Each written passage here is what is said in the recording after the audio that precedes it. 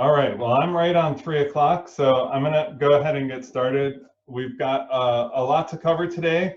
It is our special GIS Day edition of Geography Awareness Week webinars that are hosted by the California Geographic Alliance.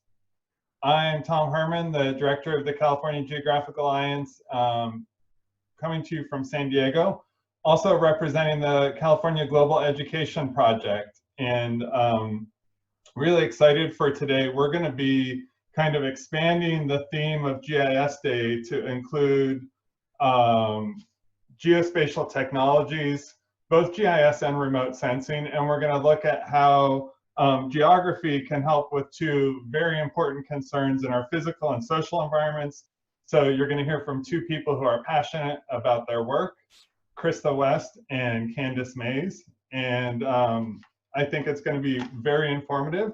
Also, you won't hear me talk nearly as much as I did on Monday and Tuesday, which is probably a good thing. So this week we've been trying to make sure we get lots of useful resources and information to you to support geography education. And so we've been calling out some particularly big players who I think have exemplary commitment to geography education, and I want to make sure you know about them. So for those of you who weren't here on Monday, we were talking about National Geographic, who has the kinds of amazing visual content from all around the world that you might expect, but also has some really great teacher professional development and some curriculum materials that you might want to check out. Also ESRI, or ESRI, pertinent to today's GIS Day topic. They have really been invested in geography education over a number of years, in addition to offering their cloud-based software free to every school so that every student can have their own account and actually participate in making some of the types of maps you're going to see today. They also have some kind of easier starting points. Geo-inquiries are collections that you can use in a wide variety of subjects in a web browser to do map-based learning activities. So today's edition is the National Council for Geographic Education. So unlike, I was congratulating National Geographic for being invested in geography education since 1982, and in the Alliance particularly, NCGE is more than 100 years old and is an organization exclusively devoted to geography education. And at the beginning of December, they're going to have their annual conference, which is combined with the National Council for the Social Studies. So that's a great opportunity for teacher or professional development. They also do put out 2 publications that you could check out, and they have really good support for AP Human Geography teachers, which also works for people teaching other high school geography, not AP, for thoughtful ideas and resources. Okay. So I also quickly want to put in a plug on GIS Day for the 5th time that the California Geographic Alliance is going to be hosting the My California GIS Mapping Showcase and Competition. This is an opportunity for 4th through 12th grade students to submit work and earn prizes. It's also part of a national competition that is coordinated by ESRI, so winners in California in each of these 2 grade levels will advance to a national competition. If you check out our website, and I will actually negotiate over to our webpage and kind of do a different share here and show you our California Geographic Alliance webpage. Here's a link for the contest. It's got all of the rules and the timeline that you would need. Registration for schools is just open. And student work, final date to submit student work doesn't come up till the middle of April. So there's lots of time to get involved. And what's cool here is you can look at the winners from previous years. So this is not to privilege one group, but the 4th through 8th grade category winner. And they did a really nice look at the Bay Delta and issues around water use there and water conservation priorities and the proposed Delta Tunnel project. So this kind of exploration, students looking at any issue, local or more regional, but relevant to California, makes a good contest entry. So if you've got 4th through 12th grade students and you're using GIS or you're interested in using GIS, then I would encourage you to check out the contests. Let's see, I'm trying to go quickly because I want to get to our guest. This is very exciting. This is our first guest this week. And I didn't mean to put pressure on her by telling her that, but Krista West is a PhD student in the joint program at San Diego State and UC Santa Barbara in geography, which is a program I know a little bit about because I graduated from it as well. And she's good enough to come here and share with some really interesting work that she does using satellites to get information about California wildfires. And I put up here her Twitter profile page, so you can see she calls herself a pyrogeographer, and she's passionate about finding ways to help first responders. One of my best friends has spent his career in wildland firefighting, so I appreciate that. And I will turn it over to Krista so she can share her screen and tell us about the work that she does. Thanks so much for joining us, Krista. Oh, thank you for that lovely introduction. I really appreciate it. Adjusting over to the share screen, I'm going to go ahead and present. Oops, close this. Oops. All right, there we go. I'll start my timer just so I can keep track of time. So hi everyone, my name is Krista West and I appreciate the opportunity to meet you all and talk with you about the work I love to do. So as Tom mentioned, I am a Department of Geography student with both San Diego State University and the University of California, Santa Barbara, and that's part of the joint doctoral program.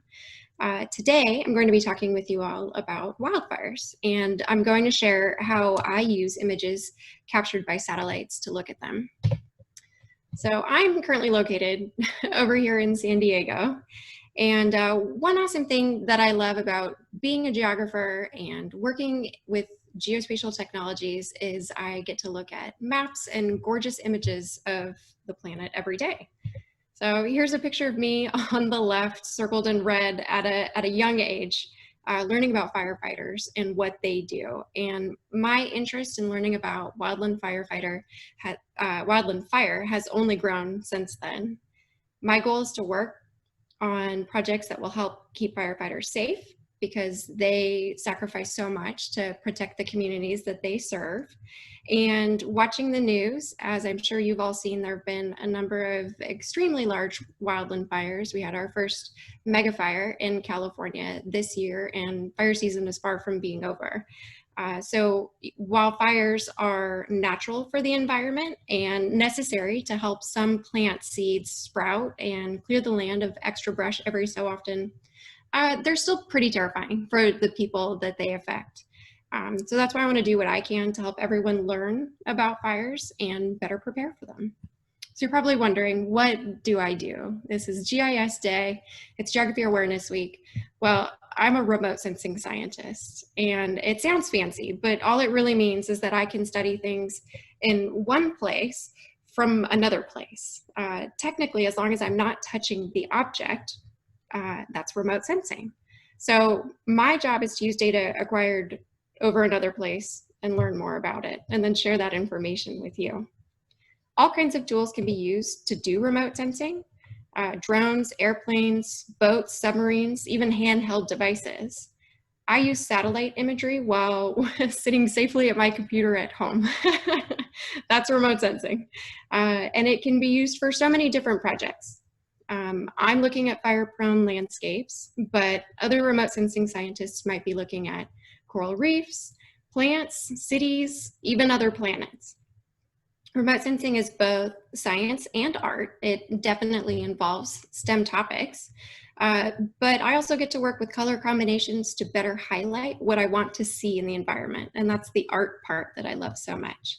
And I'll get into that a little bit later in my presentation. So for the majority of my work, I use imagery taken by satellites out in space. Every day, all the time, we have these wonderful satellites traveling around our planet, and they're collecting all types of data for scientists. Some satellites have special cameras called sensors, and I use the pictures from those sensors. What I love about these camera sensors is that they can see beyond what you and I can see with our own eyes. So let me explain. Our eyes have two types of color receptors, rods and cones. So the rods, not to scale and not totally accurate, but you know that, allow us to see brightness and shades of gray. So for example, the rods in our eyes are what help us see better at night. The cones in our eyes are what help us see color in the daytime. And each of our three types of cones help us see red, green, and blue light. And the mixture of those three colors is what we call visible light. So as an example, here is what you or I might see when we look at the ocean. And just for fun, in case you're curious, here's what your pet dog or cat might see when they look at that same beach. They have more rods and fewer cones, so they can't see color as well as we do. But don't worry, they can see really well at night and have a great sense of smell too, so it totally makes up for it. So, okay, back to the fancy camera sensors I use. These sensors can see other types of light and energy within the electromagnetic spectrum. The electromagnetic spectrum is why we know there's more to a picture than meets the eye. So how does this even work? The sun produces a continuous spectrum of energy from teeny tiny gamma rays all the way to very large radio waves. We see visible light, but the sun sends us all of these other waves that we can't see with our own eyes. They hit the ground, some are absorbed, others transmitted, and others are reflected. And so everything on the ground has its own unique spectral signature. That reflected energy and those spectral signatures get captured by the camera sensor as it moves overhead. So here's the electromagnetic spectrum drawn out. Our eyes can see visible light, this tiny portion of the full spectrum. So for my work, I like to focus on the visible part of the spectrum circled in blue, but also I like to look over here circled in green, which is the infrared part of the electromagnetic spectrum. One way to think of the electromagnetic spectrum is like a piano keyboard. So we have all these keys, and I pick 3 keys to play at once, and we hear a sound. But with the work that I do, instead of playing piano keys and hearing a sound, I select color bands and we see a brand new color combination in our picture. If we want to look at a picture the way we'd see it with our eyes, as if we're flying over Earth, we would pick red, green, and blue. So we can use those 3 colors to see what we call a true color image. So here's what one spot on Earth looks like if you see it from space. So we can see the brown mountains over here on the right and in the top. We can see the agricultural areas where we see those linear patterns. It kind of looks like a quilt. And down here, that blue-gray, that's city. So what if we adjust the color combination? Pretty cool, right? So in this scene, I'm using an infrared band, the red band, and the green band.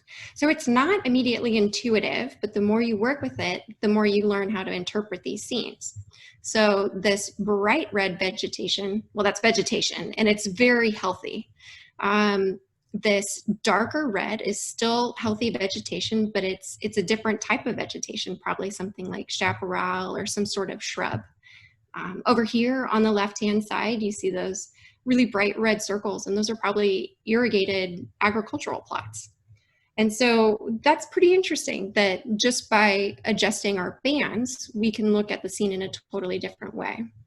And here's one more example where with this color combination, it's a different infrared band, but still red and green.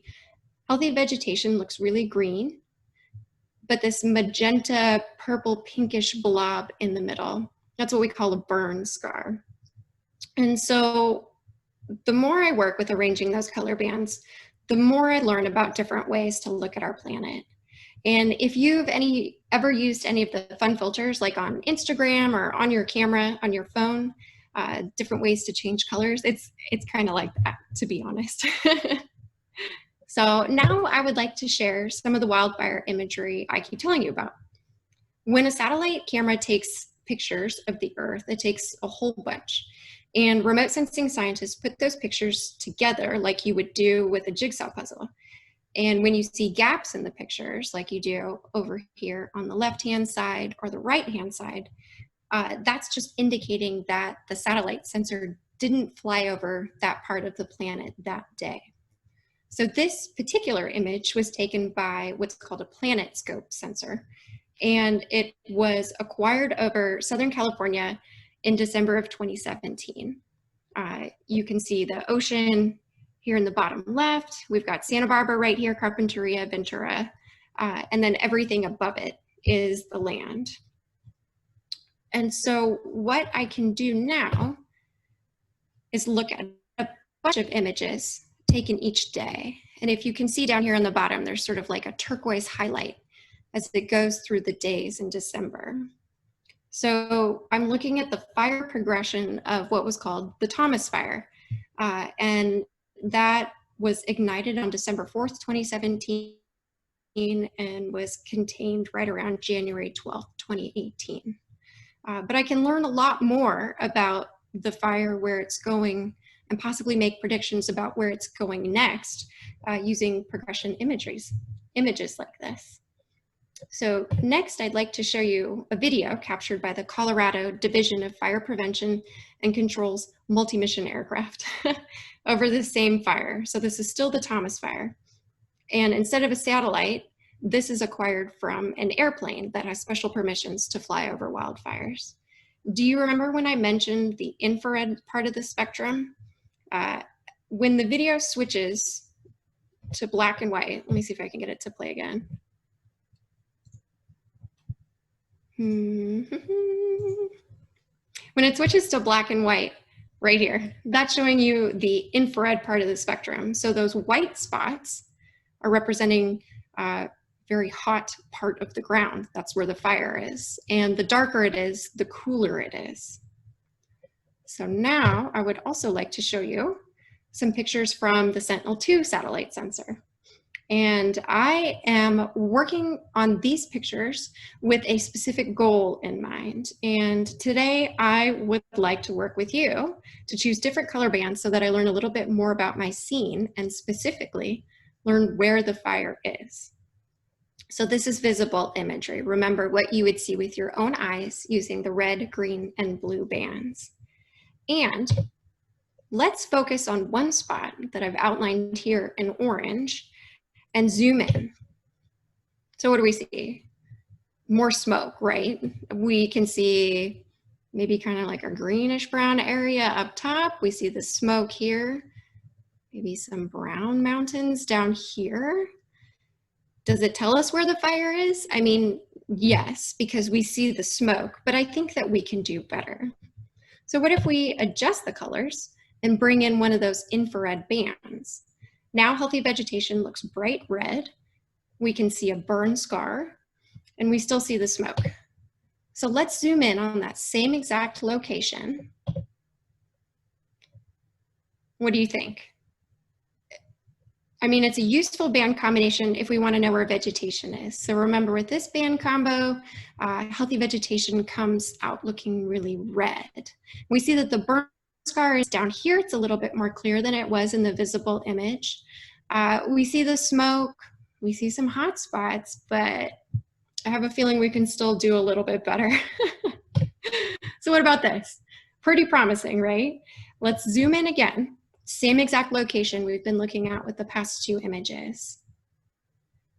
And this is still pretty darn good. We see healthy vegetation as bright green. We can see the burn scar as sort of this brownish orange. And we see those active fire fronts along here with those really bright pixels. Spoiler alert, let's just do one more and it will be better. So now I'm looking at just 3 infrared bands in my combination. Again, same exact area. I'd like to bring your attention back to that same spot and zoom in. So now we see that the healthy vegetation is blue in the top right. That brown scar is kind of a golden greenish color, but those active fire spots are much brighter, and we can kind of see through the smoke. There's still some blurring where the smoke was before, but it's significantly better.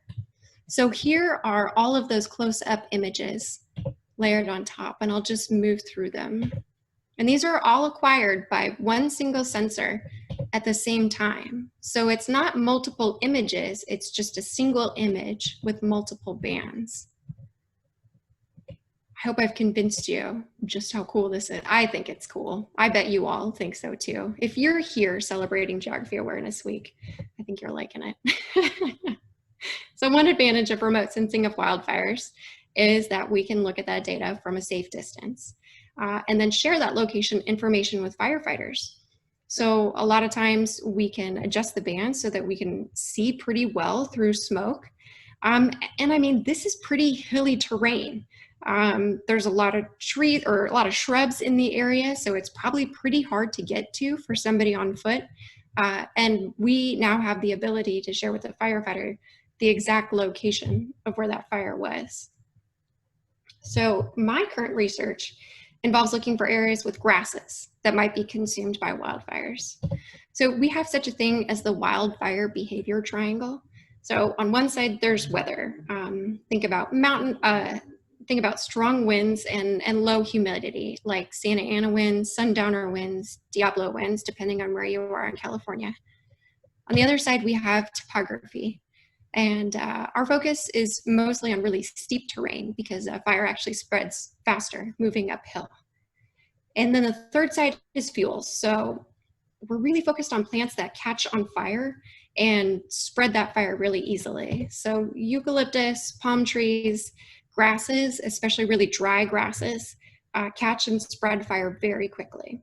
And so when we have variations in weather, because sometimes we really don't know what those extreme wind events are going to do, and variations in the fuels that we have, how dry or how moist it is, depending on whether it's been a drought year or whether we've been inundated with rain, that's going to make a big difference on whether the fire will stay small, burn slowly, or if it's going to burn really hot, get really big, and move quickly. So for my research, I am focusing on currently 2 small study areas in San Diego County, Mission Trails Regional Park, which is shown here, and then also Otay down south a bit. But eventually I will expand it all to about 7 counties in shrubland ecoregions in Southern California. I'm using Landsat 8 satellite data, so that's another satellite option that I have. And I'm looking specifically for grasses that are taking over and growing in new parts of the wild landscape. So my goal is to figure out how much of the area is covered by grasses so I can pinpoint places that are at risk of wildfires and then share that data with the firefighters. Depending on how healthy and green or dry and brown the plants are, I'm hoping to project or predict where an area might be more likely to burn if there is in fact a wildfire ignition. So we're looking at another infrared picture over here on the right-hand side. And you can see that super healthy vegetation is bright red, so that's a golf course. We've still got a lot of healthy vegetation here in Mission Trails Regional Park, but there's a lot of coastal sage scrub, chaparral, there's some grasses as well. And so I'm looking at better identifying what's what, where it is, and exactly how much there is. So I end up looking at a lot of images like this, where I'm trying to determine, is there a lot of grass in one spot? Is it possibly, 100% grass cover? And so that's what these red pixels are. The darker red it gets, the more grass is located in that area and, could be of greater concern for firefighters if we have a fire event. So I wanted to provide just a couple of resources, whether you're an educator of any grade, or if you're just curious to look at some pretty images. I think these are great. I get a lot of inspiration from them, and feel free to check these out. I mean, this is being recorded, so no need to write it down right away. But these are just a couple options that you can look at. You can share with your kids, with your students, whatever. And since I think I still have a little bit of time, I'd like to take a moment to just remind you that wildfire preparation is super important. Work with your families to check preparedness websites. This is CAL FIRE's website, which is really excellent. And make sure you're following advice from local firefighters and police so that you know exactly what to do in the event of emergency. And yeah, I'd love to talk with you about remote sensing wildfires all day. I will stop here because I'm probably approaching my time limit, or maybe I just talk so fast because I'm so excited that it's only been a few minutes. But I would love to take some of your questions, and the questions, you know, they're never too basic, or we can try and go really high level and I'll do my best to answer them. Or if you're just curious about, you know, how I got involved in geography, happy to answer that as well, because I love talking with people about it. So huge thank you to Tom for inviting me to join you all. And yeah, thank you so much. Oh yeah, thank you, Krista. That was awesome. And I haven't seen any questions come in the chat yet, but I will talk for a minute and give people a second to catch up and maybe formulate their questions, because I love that how you combined some of the science of the sensors and how that, I mean, it's easy to say, well, I get these images from satellites, but you actually explained how that works. And then it kind of put it in the context of the problems that come along with trying to prepare for and respond to predict wildfire behavior. So that's a great example and something that's really important for protecting people. I'm an iNaturalist user that love to use that to document biodiversity in you know, in places that I go exploring, and so this gives me one more reason to document grasses, because I'm sure some grasses are more aggressively invasive and more associated with erratic fire behavior. Yeah, no, they absolutely are. That's such a great point. At the spatial resolution that I'm looking at, I have 30 meter by 30 meter pixels. So basically grass is grass. I can't tell the invasive from the indigenous grasses.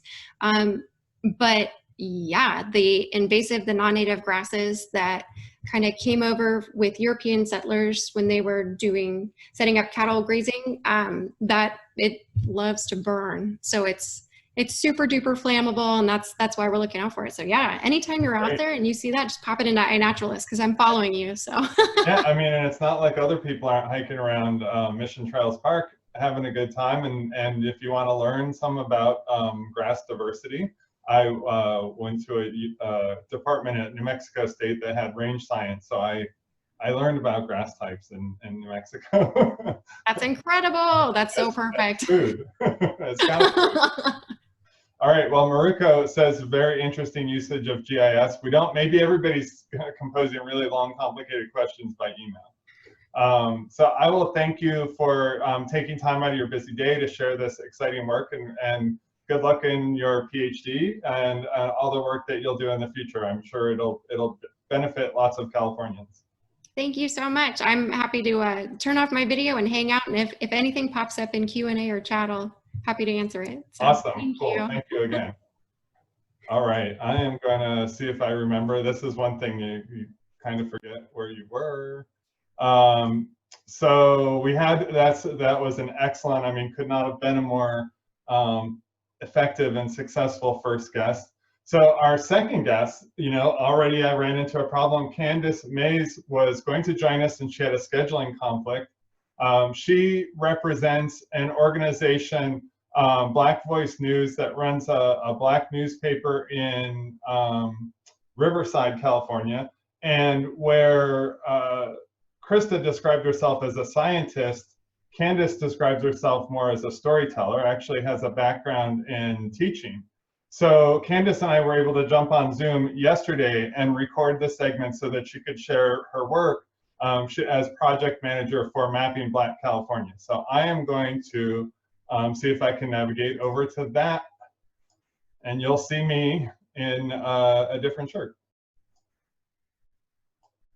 Well, I'm excited as part of our Geography Awareness Week webinars, we have an opportunity to have a very special guest. As I was preparing for this week, I came across an article written by Dr. Paulette Brown-Hines, which caught my attention because it was really about using mapping and GIS to do important work to kind of understand issues facing California. So I reached out to Dr. Brown-Hines, and she was good enough to put me in touch with Candice Mays, who's the project manager for Mapping Black California. So I'm going to turn it over to Candice and let her tell us about her project and the kind of work that she's involved with. Thanks and welcome, Candice. Oh, thank you so much for having me, Dr. Herman. Happy GIS Day and Geography Awareness Week, everyone. I'm so happy to be able to speak with all of you today. My name is Candice Mays, and I'm the project manager of Mapping Black California, a Black Voice News initiative. Dr. Herman, thank you so much for inviting me to talk about the exciting projects we've been working on to increase sustainability, expand capacity, and modernize reporting techniques within the Black press, while increasing opportunities for our communities to receive accurate information. Before I begin talking about Mapping Black California, I'd like to provide a little background about myself, since my GIS journey was not rooted in geography or technology. I have a little bit of imposter syndrome about it. At the end of my talk, I'll screen share a PowerPoint featuring some of our maps, new and old. So my professional journey began with a commitment to what I love most, books. I was an English major in college, and of course I got that humanities question of, what do you want to do with that, teach? And my response was always, I can do whatever I want with an English major. And while that was true, I still became an English teacher. Not because I didn't have options, but because I wanted to surround myself with what I love most, which was reading and writing. And through that journey as a public school English teacher, what I thought was a commitment to books was really a commitment to storytelling. And so after 3 years teaching in the New York City public school system, I left my career for an MFA in creative writing. And while pursuing my MFA in creative writing, my thesis at the University of Miami was a short story collection which asked and explored the question, what happens to a culture when a large group of people move from one place to another? In my case, I'm a Louisiana Creole, and my family was a part of the second Great Migration from the South to Los Angeles, California. And I can't help but wonder what was the toll of assimilation on my family and my own cultural identity. For example, because my family migrated from a place where their primary language was not English, there were changes in how they spoke. So my mother and her siblings were not taught Louisiana Creole. So while they understand it, they can't speak it. And while I know words and phrases, I can't understand or speak really anything. In addition to that, my grandmother's maiden name is Simeon, and they changed it to Simon to sound more American in Los Angeles in order to reduce discrimination. So in addition to these things, I wanted to know more about the Great Migration, and I had a lot of challenges with finding information. I was looking for something spatial and visual to show me what this migration looked like, specifically in the context of my culture. And while I could find maps with arrows pointing in different directions, you know, we've all seen it going from the South to New York, to Chicago, and to Los Angeles, it didn't tell me a full story of who went where, how they went there, why they went there, what they encountered along the way, and once they arrived. I needed a map. Oftentimes, the maps we see centered on Black people tell tragic stories of loss, oppression, and death. And to an outsider, that may seem like that's all there is to being Black in America. But there's so much more that can be visualized. Our historical feats, our cultural practices, and the very essence of our being, which is joy. Mapping Black California was founded with these ideas in mind, with the foundational belief that communities need quality information to thrive. They also need a way to analyze and understand the world around them, especially information and data impacting their daily lives. Mapping Black California was founded in 2017 to better understand, report on, and visualize data on Black Californians. The initiative combines the advocacy journalism legacy of the Black press and the data visualization capabilities of geospatial technology to enhance community news and storytelling. We've seen the value of GIS reporting in Black communities in the context of the work that is being done in the digital humanities space. Digital mapping and database construction allows us to reconstruct, preserve, and visualize vestiges of the past while making sense of the patterns that continue to influence our present, in some cases devastatingly impacting our future. We all know maps have become an integral part of everyone's lives. And everyone benefits from the enhanced insight one receives from taking information and placing it into a spatial context. This allows us to see the big picture and truly solve problems of today and into the future. Earlier this year, we were awarded a $100,000 Facebook journalism grant to expand our data journalism work and commissioned a data journalist to do some reporting on the impact of COVID in Southern California's African American community. Just recently, as part of our reporting on the COVID-19 pandemic, we created 2 story maps. One comparing this pandemic to the 1918 influenza epidemic and exploring the data that was available, illustrating how Blacks are disproportionately impacted by the disease then and now. So for example, when thinking of the 1918 influenza epidemic, we think of, honestly, white people catching the flu, when in reality, Black communities and communities of color were hit the hardest and just weren't recorded. Very similar to what's happening today, which is exactly the reason behind a lot of the urgency around collecting data on Black people and people of color during COVID-19, visualizing that data and utilizing it to do something about the disparities communities of color are facing. The second story map from the Facebook journalism grant explores the potential impact the virus could have on the census count in California. That map highlights infection rates by county overlaid with the hardest to count census tracts in the state, illustrating how challenging it might be to get people to participate when the more pressing concern is their health. And like all GIS initiatives, we face many challenges along the way with our map making and geojournalism initiatives. Data is powerful, that's why we're here. Data can not only be utilized to visualize the past, uncover the present, and predict the future of pandemics, the environment, politics, and various groups of people, but it can also be used to show how seemingly separate entities can align, mapping out the journey of how a trend, predicament, or how circumstances facing a specific population came to be. In my case, that would be the heavy presence of Louisiana Creoles in Los Angeles and in Southern California. As Black people, data about us intended for us is often hard to come by. And for us as African Americans, data derived from the census is currently our greatest resource. We were called upon by the California Complete Count Office to lead the African American statewide media strategy, targeting Black Californians with authentic, culturally congruent messaging, speaking to their concerns about their communities and counting in the census. Black people are deemed a hard to count community. So the census has a variety of groups that they have a difficult time counting accurately, and they're all labeled hard to count. Black Americans have historically and intentionally been undercounted since the census's inception in the 1800s. And so that combined with a strong distrust of government along with other socioeconomic challenges makes us a community that is very difficult to accurately enumerate. So we saw this as an opportunity to rewrite the narrative. We wanted to do 2 things. First, we wanted to use this as an opportunity to spur localized Black press capacity building and increase sustainability.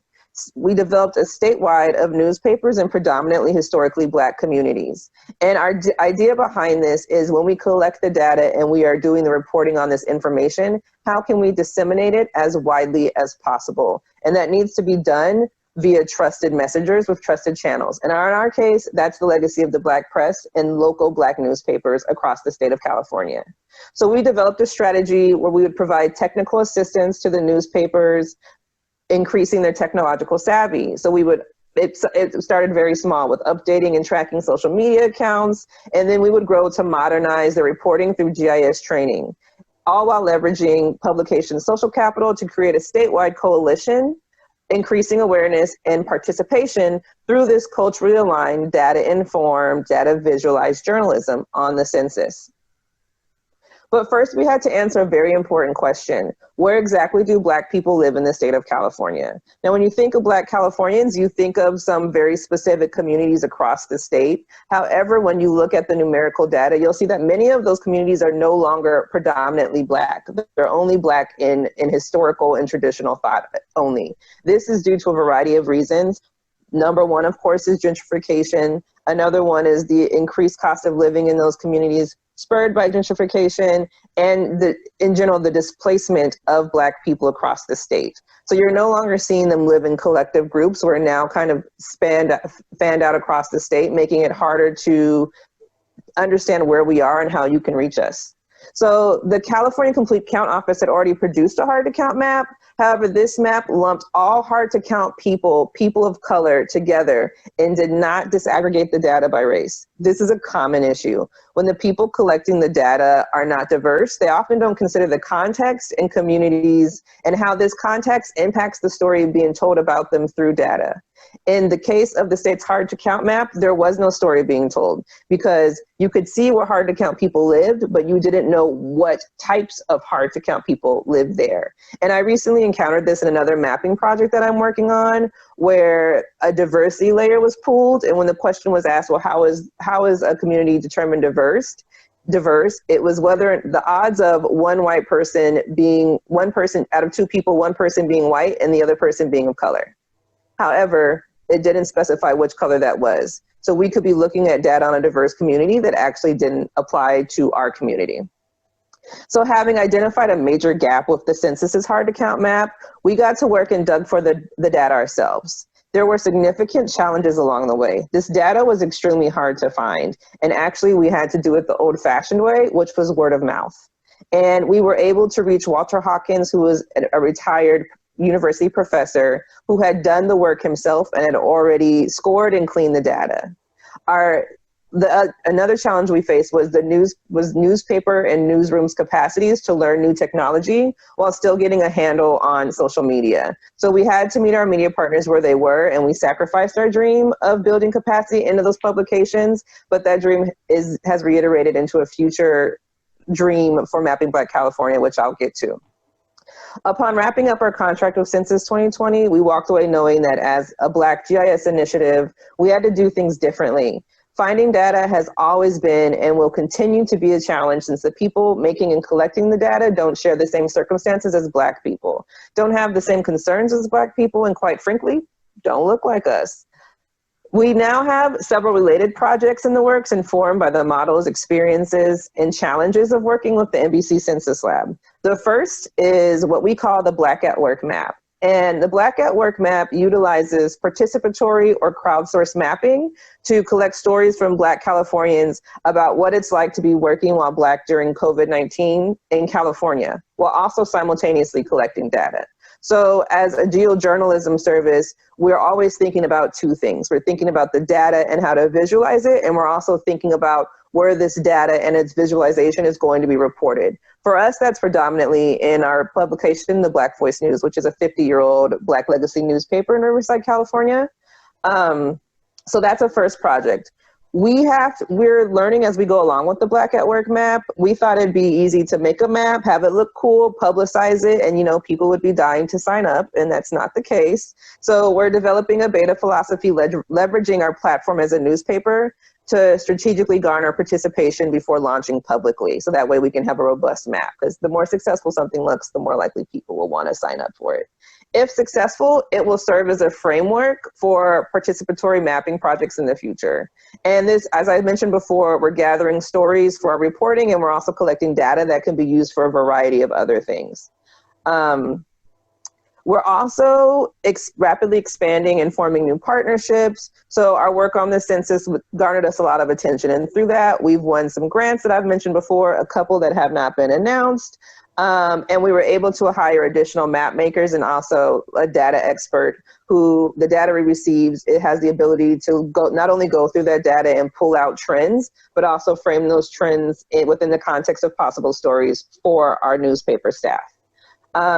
We've also received a Kelly Lab intern with UC Berkeley through their SPUR 2020 program.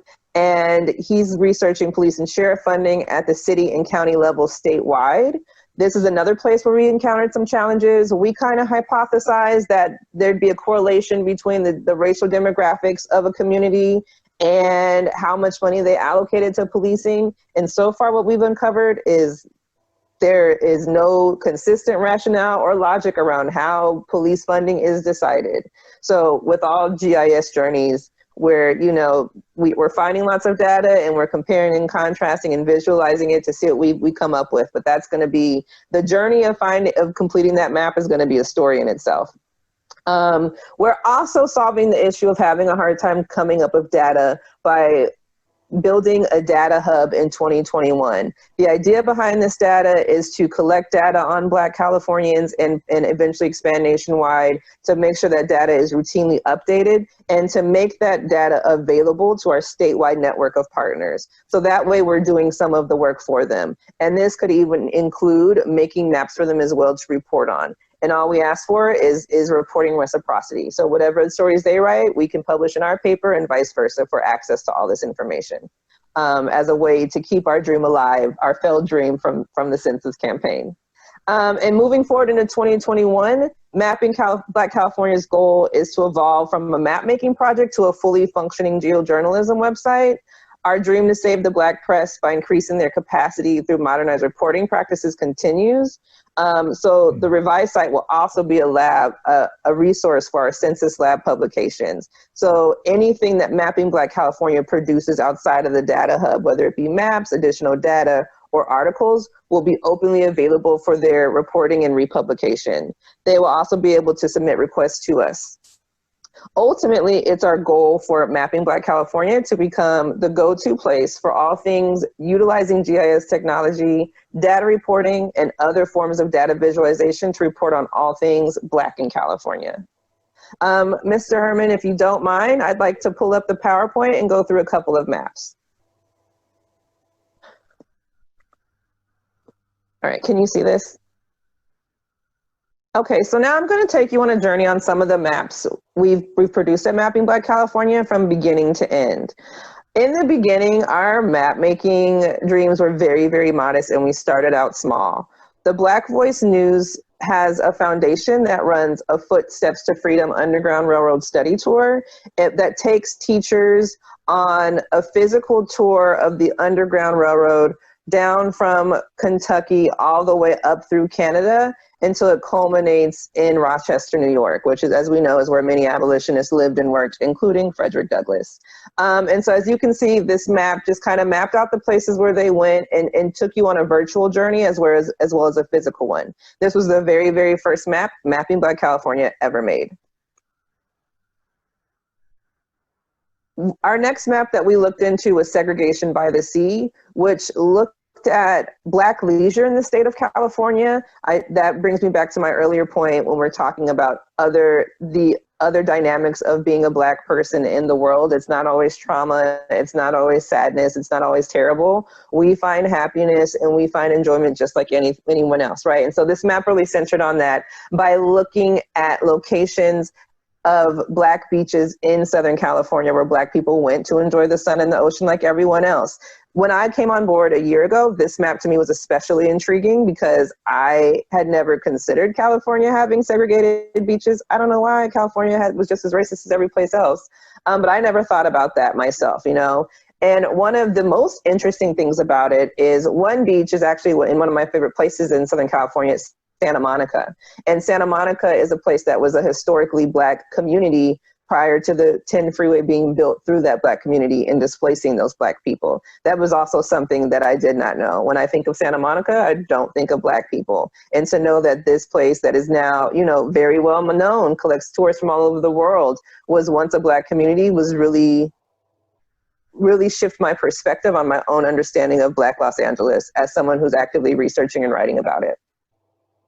The next location they mapped was the Pacific Beach Club in Huntington Beach, California. This also blew my mind because I'm born and raised in Moreno Valley, California. I love the Inland Empire, and in the summer times when we'd hop on the 91 freeway to go to the beach, we would go to Huntington Beach. There was never any other beach we went to or explored. It was always Huntington Beach. And so to know that the location that I grew up going to spend my summers used to be a Black beach was really powerful to me. And I can only imagine how my understanding of not only history, but my own culture and my own identity would have shifted had I known that I was spending my own leisure time in a historical place of Black leisure, reiterating the point of the need to record and map all aspects of Black life.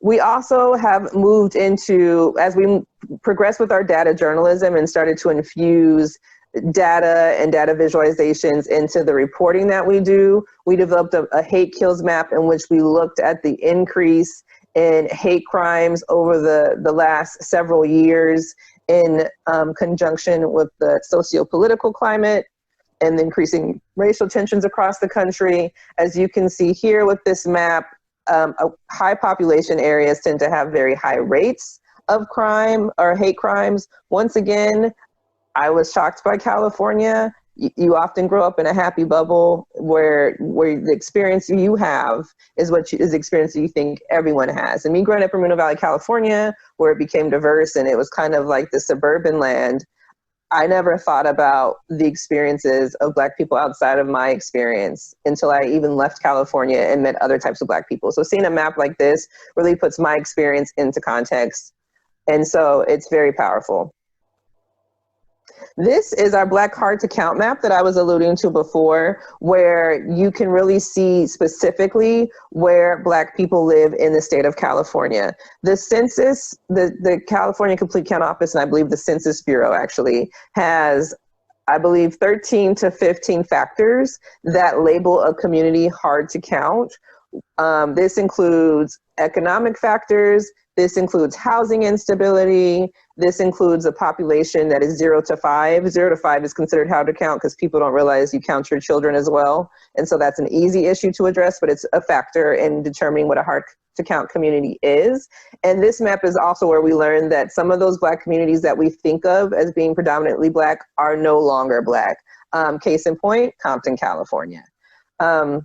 And so as you can see on this map, of course, the darker colors are where there are higher concentrations of Black people. While areas may no longer be predominantly Black, they still do have a good number of us around. But as you can also see, as we span out into the Victorville area and the Palmdale area, there are also high populations of Black people there, which makes sense given the data and narratives we have around the migration north and east out of Los Angeles, including my own community, Moreno Valley, which has the highest population of Black people in Riverside County.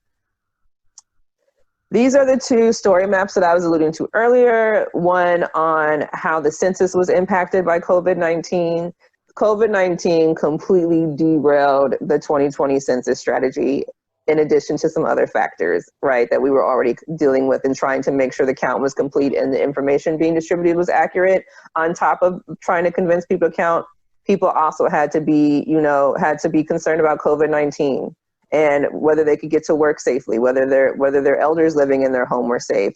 Black people have a high rate of multiple generations living in a household or multiple families, meaning I might have my family in this household and in the same house, a completely separate family that's not necessarily even related to me also lives in this house. So when you're dealing with those concerns, are you going to be concerned with counting? Possibly not, because one thing is life or death, and one seemingly appears to be the government bugging you, even though we know census data is some of the most important data we can produce. And the second map is the map that's referring to the comparison between COVID-19 and the 1918 influenza. This photo in the bottom right corner is actually, if you click on the map, I know it's cut off here. If you click on the story map, it's a family with two white nurses. One, as you notice, this Black family is not wearing masks, and you'll see the nurses are wearing masks, right? So we can also talk about access to healthcare and PPE. The same issue is still present today. But two, the caption talks about how these nurses arrived too late. And as you can see, these people look very unhappy, and that's because their loved one had died a day or two before the nurses had arrived from the influenza. And this is our Black at Work map that I was telling you about. If you notice a change in my tone, it's because I'm very excited about it. It's currently my baby, even though it's a labor of slow, hard love. So with our map, we're trying to engage our communities in taking initiative around the data that is collected and reported about them. And there's a lot of suspicion around data and what you're going to do with it. Are you going to use it to track me or to like for something malicious? And it can be used for good. And so it is our belief that if we can get our communities to participate in this collection through the act of telling their own stories about their experience, that this will help fill some of the void with our gaps in data. That concludes my presentation. Thank you again, Dr. Herman, for having me here today. It's been a pleasure. Candice, that was awesome. Thank you so much. I very much appreciate that you shared some of your personal journey and how that connected with your professional journey. And then kind of did the same for Mapping Black California. We got to see where you started and the things that are pushing you forward today. So I really appreciate that. I think it's a great example of the diverse voices that need to be included to tell the different stories about California, because it's not one state. There's, you know, millions of residents having different experiences, connecting in different communities, and it's hard for any one person to connect to and see all of those things. So we need people to share their stories from where they're at. And I also liked when you talked about the fact that you guys commit to creating your own data. Oftentimes when we're looking at GIS technology, the great thing is there's all this data out there already to be pulled in and mapped and to tell stories, but maybe not all the data. And so you shared some good examples of how the data we have might reflect some biases, such that even in this data and information-rich world, it's worth it for people to collect data about the things they care about to make sure it's accurately reflected. Absolutely. So I want to thank you for sharing the project. I hope the audience really appreciated hearing from an ex-teacher who shared that teaching and storytelling, it's about the same thing. It's about giving people information they can use to create a better future, right? So we understand our past, we struggle with the present, and hopefully we bring forward a better future than we would have if we hadn't taken the time to be careful and pay attention. So thanks again for joining me, and hope best of luck in your future work. Oh, you're welcome. Thank you so much for having me here. Awesome. All right. Well, so geographers, and I'm including Candice in that, by the way, geographers are kind of inspiring people, I think, and hopefully these were two great examples of people taking really important questions, but also their own personal passions, and then going out and finding the data to answer those questions in useful ways. Very, very much what I was hoping for. So guests turn out to be the way to have an effective webinar for those out there that maybe are planning a future webinar. I will just say, I know I kept you a little longer than the advertised time. That's, you know, worth learning something, I think. I will just remind you that we'll be doing it again tomorrow with the theme on ocean health and citizen science. And you'll hear from another guest, Nicole Goggin from Global Nomads Group. So thanks for joining us. Thanks to our guests, Krista and Candice, and hope everybody has a great rest of your week. Thanks.